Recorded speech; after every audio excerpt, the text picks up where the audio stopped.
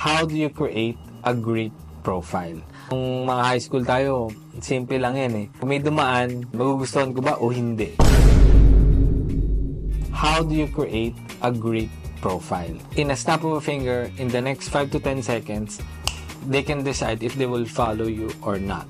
There's no such thing as quality followers and non-quality followers. It starts with creating a great profile. Let's start with the avatar. When you start an avatar, maliit lang yan. Yung parang may bilog na ganun. Pero ideally, square yon. Ito ang tawag dun is avatar. Pagka lumitaw ka, suggested friends, meron dong profile avatar. Now, merong mga applications na or artificial intelligence, pwede ka na mag-edit ng pictures mo na magiging presentable yung itsura mo. Marami na nagkalat na apps. Meron na enhanced by artificial intelligence, diba? Ang rule lang naman sa avatar, dapat yung picture mo fully lit. The next rule is, dapat at least your face occupies 80% of the space. Mahirap mag-post doon ng ID picture size pero ang layo mo.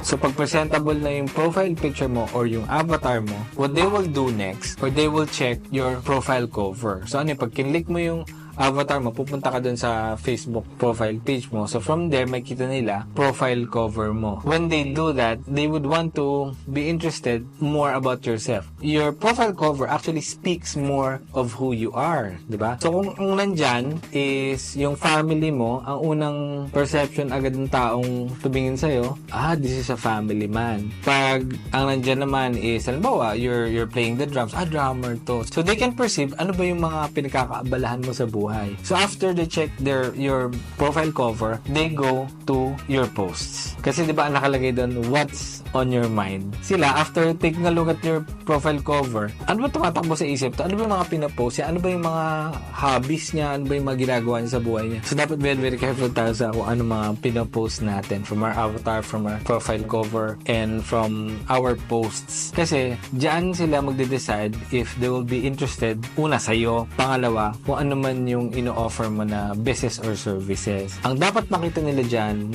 dapat likable, trustworthy, and competent. Your avatar should be likable, trustworthy, and competent. Profile cover mo should be likable, trustworthy, and competent. Yung mga pinopost mo dyan or yung mga postings mo on your wall, it should be likable, trustworthy, and competent. So yun lang.